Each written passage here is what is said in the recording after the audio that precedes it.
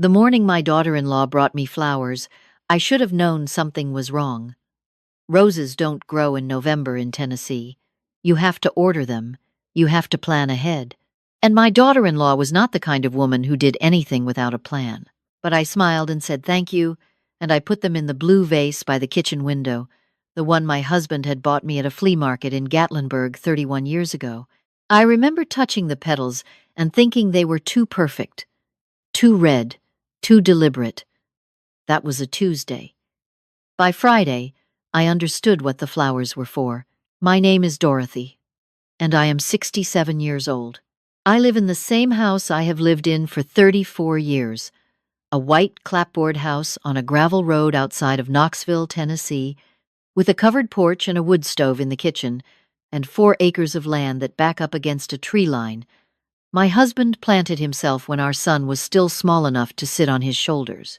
My husband passed 14 months before any of this happened. His name was Harold.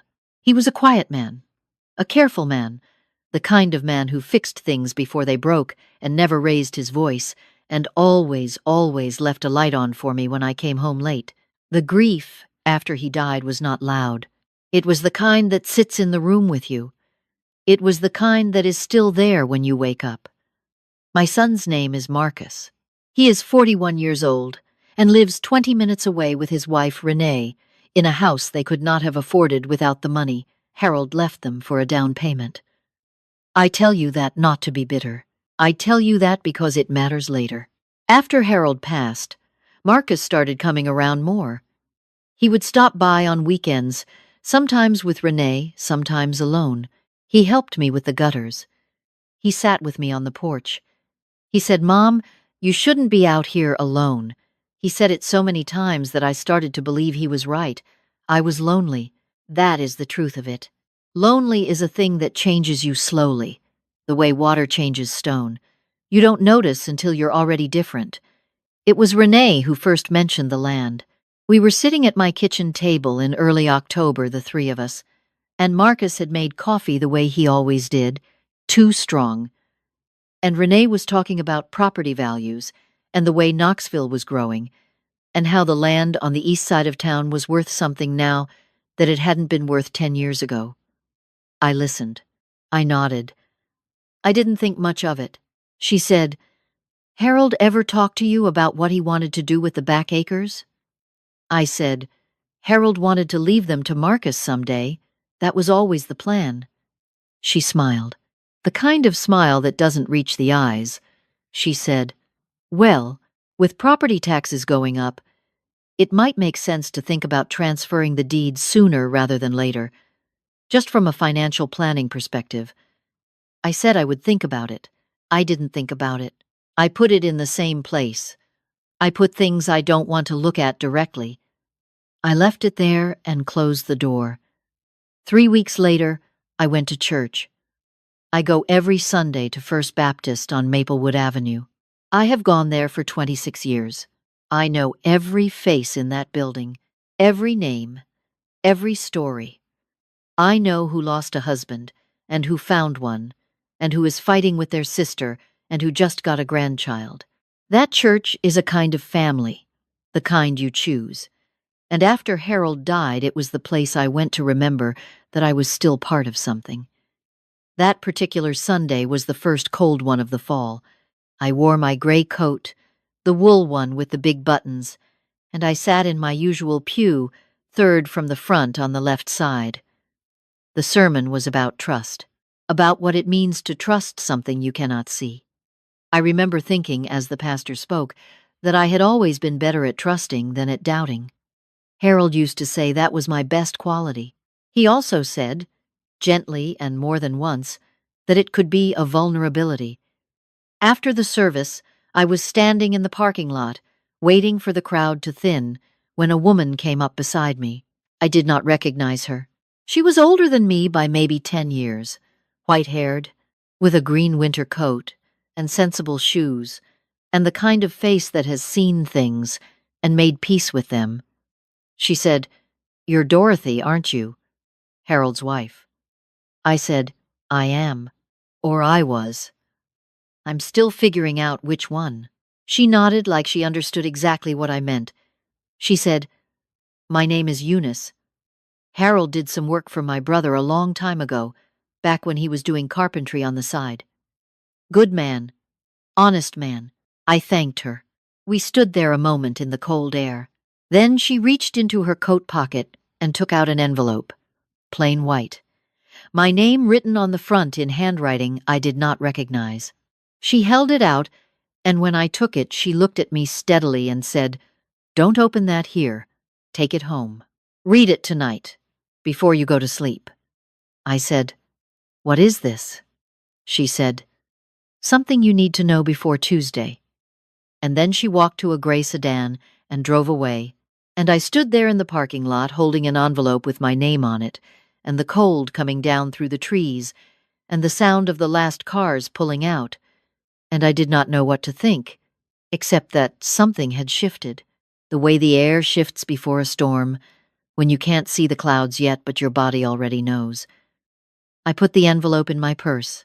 I drove home. I made lunch and ate it standing at the counter, because sitting down felt like too much of a decision. I watered the plants. I called my friend Loretta and talked for 20 minutes about nothing. I watched the evening news without hearing any of it. At 9 o'clock, I sat down at the kitchen table with the envelope and a glass of water, and I opened it. Inside were two things: a handwritten letter, 4 pages, written in a small, careful script on lined paper, and a photograph. The photograph was of a document, a legal document. I could see the header. It was a deed. My deed. The address of my property on the gravel road outside Knoxville, and at the bottom, where the signature line was, I could see a signature that was supposed to be mine. It was not my signature. It was close. It was very close. But it was not mine. I set the photograph down, and I read the letter. The woman named Eunice had a younger brother who had passed away the previous spring. Before he died, he had worked for several years as a notary and document clerk at a title company in Knoxville. In his final weeks, troubled by what he knew, he had written things down. He had written them down carefully and given them to his sister, and asked her to find Dorothy Marsh and give them to her before it was too late. Her brother had been approached 8 months earlier by a man who wanted him to process a deed transfer. The man had all the paperwork. Everything looked correct. The signatures had been witnessed. Her brother had processed it. He did not ask enough questions. He told his sister this was the thing he could not stop thinking about. He had not asked enough questions because the man had been persuasive and the money had been good, and he had told himself it was probably fine. The man who brought the paperwork was named Marcus. I read that sentence 3 times. The letter said the deed transfer had been processed but not yet recorded at the county clerk's office. It was scheduled to be recorded on Tuesday. Once it was recorded, the property, my house, my 4 acres, the trees Harold planted, would belong to Marcus and Renee jointly. Without my knowledge, without my consent, with a signature on a document that someone had practiced until it looked enough like mine to pass, I sat at that table for a long time. The kitchen was very quiet. The wood stove ticked. Outside, the wind moved through the tree line, and I could hear it the way I had heard it for 34 years, that low sound like the land breathing. Harold had planted those trees. I thought about the roses. Too red, too deliberate. I thought about the coffee, always too strong, and Renee's smile, and the way Marcus had said, "You shouldn't be out here alone," over and over, until I had started to feel like a problem that needed solving. I thought about how grief had made me soft, in places I had always been solid, how loneliness had made me grateful for attention I should have questioned. I was angry, but underneath the anger was something worse. It was the particular sadness of recognizing that you have been watched carefully by someone who loves you, and that all that watching was inventory. I did not call Marcus that night. I did not call Renee. I sat with what I knew, and I thought about what to do with it.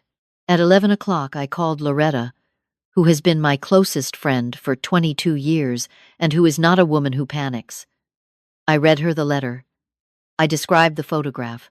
She was quiet for a moment, and then she said, "Dorothy, you need a lawyer first thing tomorrow morning, and you need to call the county clerk's office the moment they open."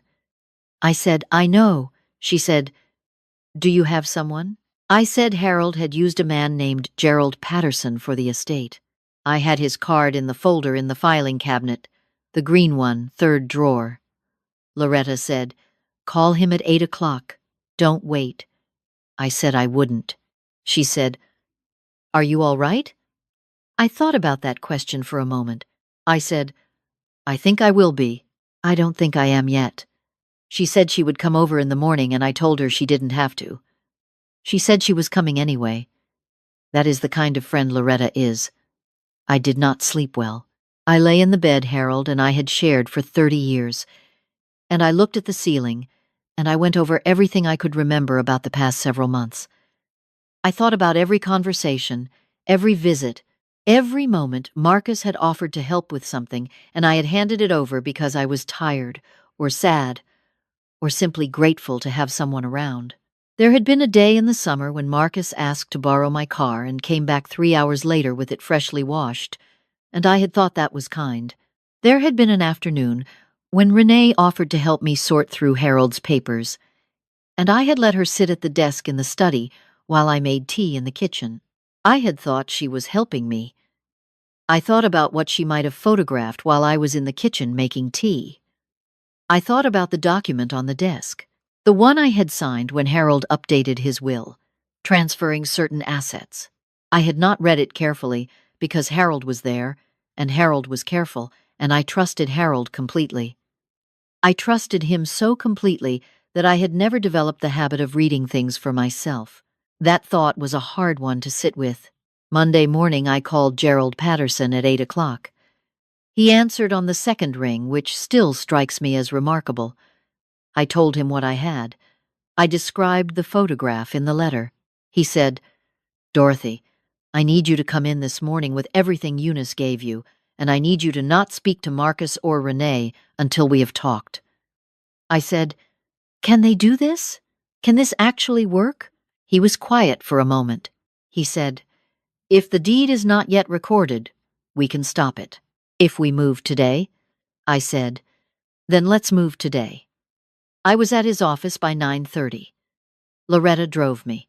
I sat in the chair across from his desk, and I laid the letter and the photograph on the table, and I watched his face as he read.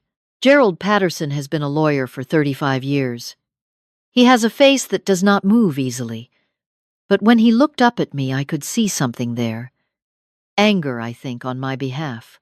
The kind of clean anger that good people have when they see something wrong being done to someone who didn't deserve it. He said, "This is enough. We can work with this." He called the county clerk's office himself, from his desk, with me sitting right there. He identified himself, gave the deed reference number from the photograph, and asked them to flag the recording pending a forgery dispute. The woman on the phone said she would note it immediately and transfer him to the supervisor. 20 minutes later it was flagged. It would not be recorded on Tuesday. I sat in that chair and breathed. Loretta put her hand over mine. Marcus called me that afternoon. His voice was easy, the way it always was. He asked how I was doing, said he and Renee were thinking of stopping by Wednesday. Did I need anything from the store? I said, "I'm fine, Marcus. No need to stop by this week." He said, "You sure, Mom?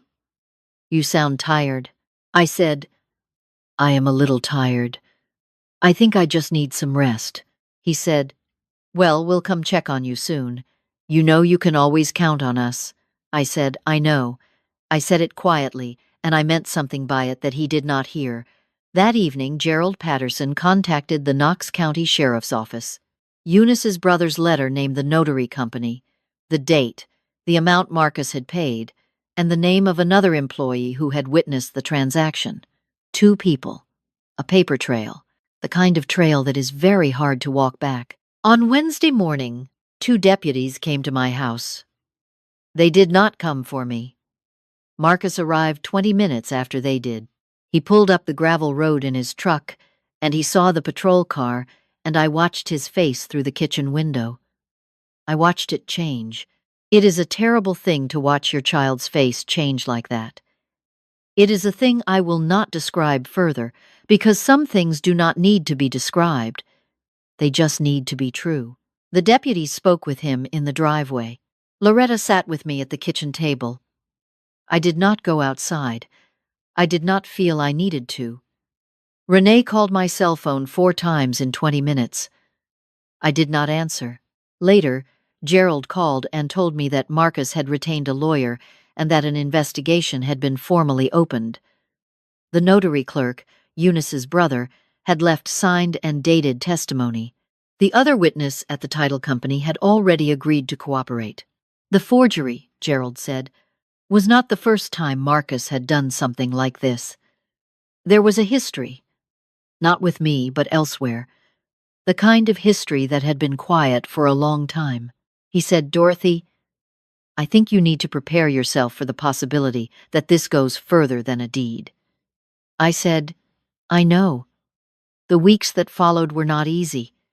I will not pretend they were. There is something that happens when a long truth becomes visible that is not relief exactly. It is more like the feeling after you have set down something heavy. Your arms still ache with the weight of it, even after it's gone. The thing is no longer in your hands. The ache remains." My son called me from jail the night he was arrested. He said, "Mom, I need you to understand I was trying to protect you." He said the property would have been handled better by them than by me. He said I was getting older and I didn't know how to manage things and he was worried. I listened to all of it. Then I said, "Marcus, I have lived in that house for 34 years. I raised you in that house. Your father planted the trees in the back field because he wanted them to be there when you had children of your own. What you did was not protection. What you did was theft. You looked at your father's memory and you decided it was an asset." He didn't say anything for a moment. I said, "I am not calling a bail bondsman. I am not retaining your lawyer. That is not because I don't love you. It is because love does not mean I will help you walk away from what you've done." He said, "Mom," I said, "I will come see you when you're ready to tell the truth. Not before." And I hung up the phone and I sat down at the kitchen table where I had sat 10,000 times before, in the house Harold built his life around, and I let myself cry for a while. Not for the deed. Not for the forgery. For the boy I remembered carrying on my hip through the grocery store. For the gap between who someone was and who they became. For the particular grief of loving someone clearly and being unable to save them from themselves. Eunice came to see me in December. She drove up the gravel road on a cold afternoon, and I had coffee ready because Loretta had called ahead. We sat on the covered porch with blankets on our laps, and she told me about her brother. His name was Roy. He had spent his last weeks in a great deal of discomfort, but a great deal of peace, she said. He had wanted to make things right. He could not undo what he had done, but he could leave the truth behind him, and he had done that carefully and deliberately, the way her brother always did things. I said, "Please tell me where he's buried. I'd like to bring flowers." She said she would write down the cemetery for me. I said, "How did he know to find you? Harold, I mean. How did he know to send you to me?" She smiled. She said, "He didn't. Roy knew your husband from the carpentry work years ago. When Roy got sick and started writing things down, he remembered Harold's name. He looked him up and found the obituary and found your name. He gave me the envelope and said, 'Find her before Tuesday.' He didn't know how I would. He just trusted that I would." I sat with that for a moment. The wind came through the tree line. I looked out at the back field, at the trees Harold planted, now bare and dark against a gray December sky. I said, "Harold was always leaving lights on for me." Even after he was gone, Eunice didn't say anything. She just nodded. The kind of nod that means I understand completely. Marcus pled guilty in February. His lawyer negotiated a reduced sentence in exchange for full cooperation. Renee filed for divorce 3 weeks after the arrest, which did not surprise me. I still live in the white clapboard house on the gravel road. I still go to First Baptist on Sundays. I still use the blue vase Harold bought me in Gatlinburg, though I don't put roses in it anymore. I tend to prefer wildflowers now, the kind that grow without being planned. I have thought a great deal about what I would say to someone in the position I was in a year ago. Someone made soft by grief, made grateful by loneliness, made trusting by a long marriage to a man who deserved trust. I don't think I would say, be suspicious of the people who love you. I don't think that's the lesson. I think the lesson is this. Your life is yours. The house you live in, the land beneath it, the memories held inside the walls, these are yours. Grief does not change that.